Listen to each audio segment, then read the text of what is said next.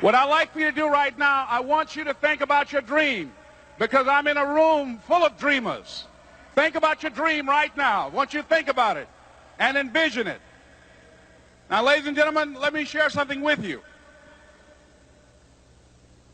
I do not believe that any of us have dreams that were not given to us for the purpose of accomplishing those particular dreams. And I want to share something with you that has changed my life. I started out, as was indicated by Jack. It's very humble beginnings. I don't know what that dream is that you have. I don't care how far-fetched it might appear to be. I don't care how disappointing it might have been as you've been working toward that dream. But here's what I know, that that dream that you're holding in your mind, that it's possible. Let's say that together, please. Say, it's possible. See, sometimes we can't say, I can do that. But what we can say, that it's possible that I can have my dream. As we run toward it, as we work on it day in and day out. No one, ladies and gentlemen, could have convinced me when I started out just over 6 years ago, working on my dream. And I want you to think about whatever your dream is, because I was willing to take a chance. And most people won't do that. Most of the people that you talk to try and bring them into the business, these are not risk takers. Most people have done all that they're ever going to do. They raise a family, they earn a living, and then they die. But people who are running toward their dreams, life has a special kind of meaning. And here's what I will share with you, that in the process of working on your dreams, you are going to incur a lot of disappointment, a lot of failure, a lot of pain, a lot of setbacks, a lot of defeats. But in the process of doing that, you will discover some things about yourself that you don't know right now. What you will realize is that you have greatness within you. What you'll realize is that you're more powerful than you can ever begin to imagine. What you will realize is that you're greater than your circumstances, that you don't have to go through life being a victim. As Jack indicated, I was born in Miami, Florida, in an area called Liberty City, in an abandoned building on a hard linoleum floor with my twin brother. We were 6 weeks of age. We were adopted. When I was in 5th grade, I was identified as EMR, labeled educable, mentally retarded, put back from the 5th grade into the 4th grade, and stayed in that category until I got out of high school.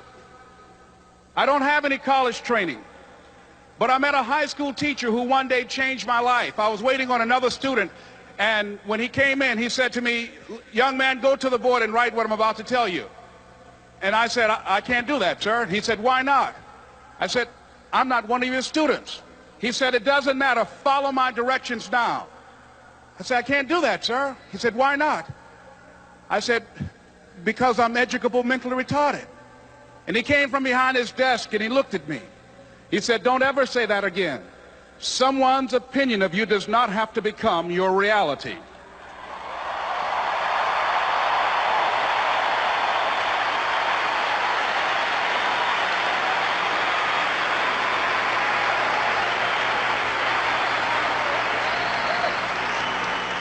And that man, Mr. Leroy Washington, did something for me. He started planting seeds in my mind that enabled me to begin to dream, as Dexter has been doing for you. And ladies and gentlemen, I started working on my dream. And most people don't work on their dreams. Why? For many years I didn't. One is because of fear. The fear of failure. What if things don't work out? And the fear of success. What if they do and I can't handle it? The other thing is that most people, ladies and gentlemen, they get comfortable. They stop growing. They stop working on themselves. They stop stretching. They stop pushing themselves.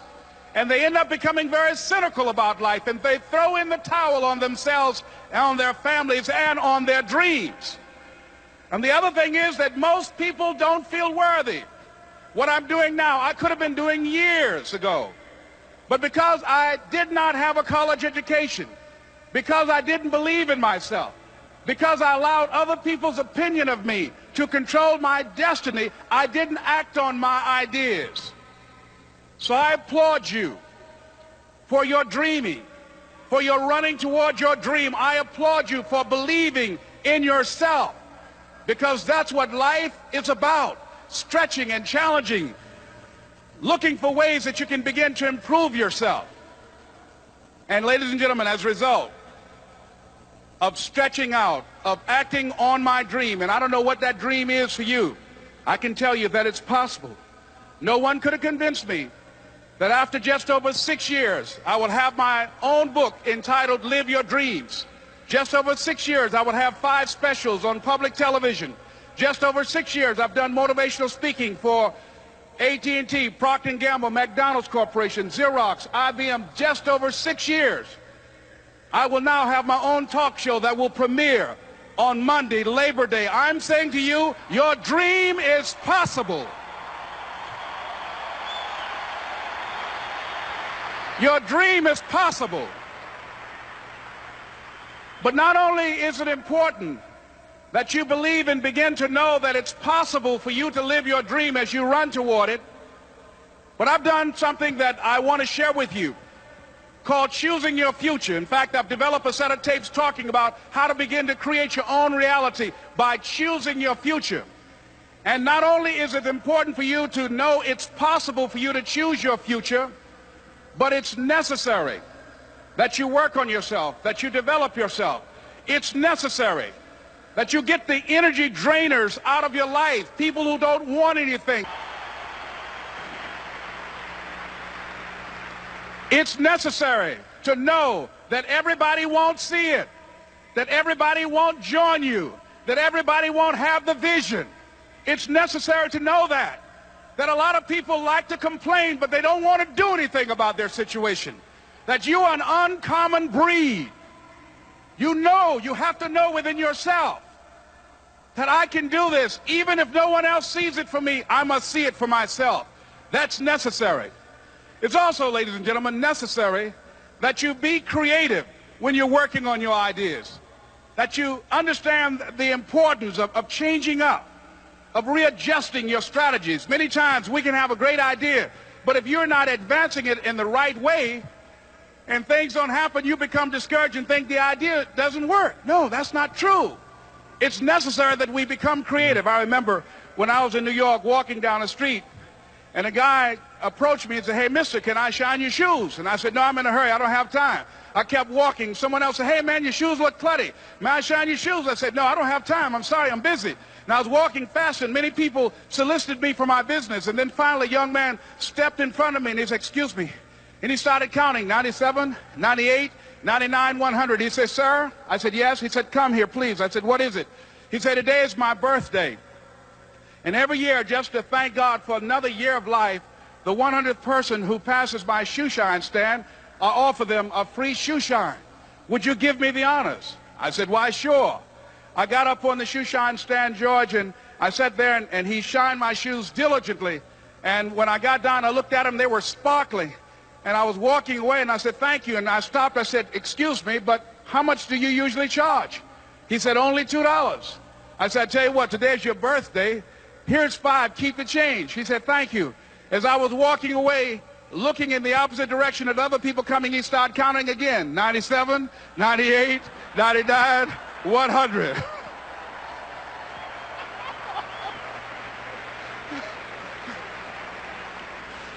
It's necessary that you be flexible, that you are always thinking of how can I improve this better.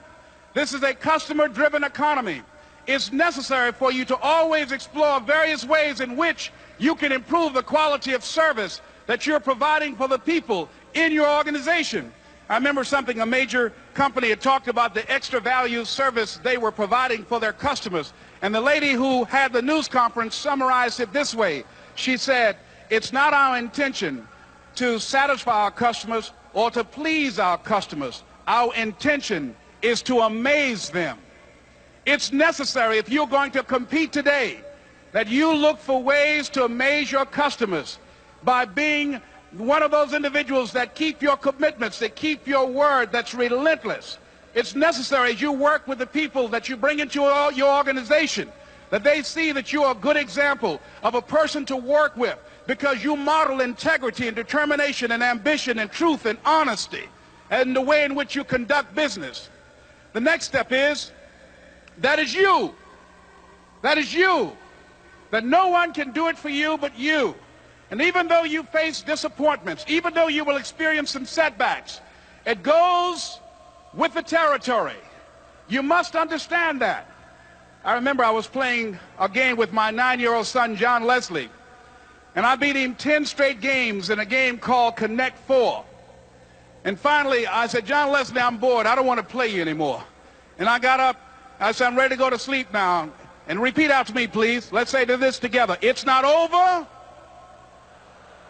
until I win. John Leslie said, no, you can't go now, Dad. I said, why? He said, it's not over until I win. That was his attitude. We sat down and we played several other games. And finally, after the 11th game, John Leslie won, and he got up and he yawned. And he said, I'm ready to go to sleep now. And I'm saying to you, what if all of us took that attitude after we face a rejection and a no, or we have a meeting and no one shows up, or somebody say, you can count on me, and they don't come through?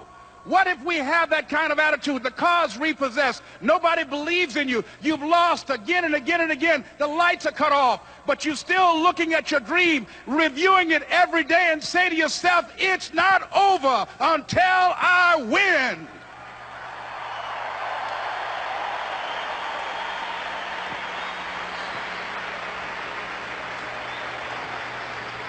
Life will yield to you.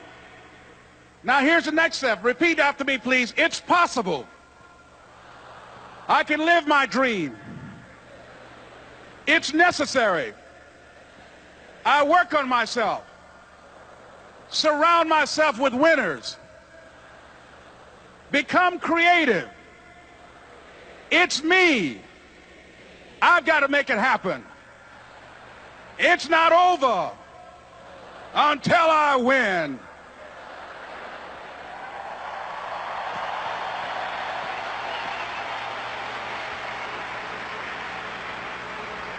The next thing that's important to know, yes, it's possible that you can choose your future and direct the course of your life as you run toward your dream. It's necessary that you have goals, that you write those goals down, that you plan, that you think constantly of how you can begin to improve what it is that you're doing. If it's your presentations, if it's your recruiting skills, whatever that is, it's also necessary that you look for ways to always find a way to pull it out when everybody else thinks that you are defeated. That you've got to take personal responsibility to know that in order to become successful, you've got to make it your personal business to do it. But the next thing, ladies and gentlemen, I want to share with you that some of you already know that it's hard. It's not easy. It's hard changing your life. It was hard when just over 3 years ago in the Penobscot building in Detroit, Michigan, where I was operating my business, and I fell on some hard times, and I was sleeping in my office. It was hard coming into the lobby, and the security said, excuse me, Mr. Brown, can we see you for a moment? And I said, yes. And I walked up to the counter, and he gave me an envelope. And he said, would you mind reading it here? And I opened the envelope, and the envelope was from management that said, this is an office tower. It's not a hotel. Please do not sleep in your office. And I said, excuse me, sir. I said, I just work long hours in creating my business. I'm an entrepreneur. And right now, things are bad for me. But they're not going to be this way always. And I just asked for the opportunity to continue to operate like I'm doing. I'm not trying to make this my home. And it was hard coming through the lobby. And sometimes they would laugh. There's a guy talking about becoming successful. And look at him. He's bathing in the bathroom upstairs on the 21st floor. He sleeps on the floor. Him and 2 other dreamers up there. Look at him. It was hard, ladies and gentlemen, coming to speak to people. And I was facing financial difficulties in my own life. I was behind on my bills and my dreams, and I'm saying to them, you can live your dream. It was hard, ladies and gentlemen. It was very difficult to pick myself up each day believing that I could do it. There were times that I doubted myself. I said, God, why is this happening to me? I'm just trying to take care of my children and my mother. I'm not trying to steal or rob from anybody. Why did this have to happen to me? It was very hard. And here's what I want to say to you. For those of you that have experienced some hardships, don't give up on your dream. No one could have convinced me by holding on, by continuing to push forward, by continuing to run toward my dream, that one day I would have my own talk show. It's a long shot, ladies and gentlemen, from Liberty City, an abandoned building on a floor, never knowing my mother or father. It's a long shot. Being here with you today in this dome in Atlanta, it's a long shot. No college training, labeled educable, mentally retarded, but I kept running toward my dream.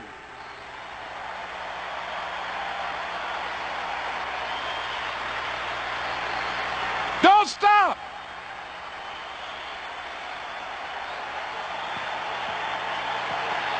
Don't stop.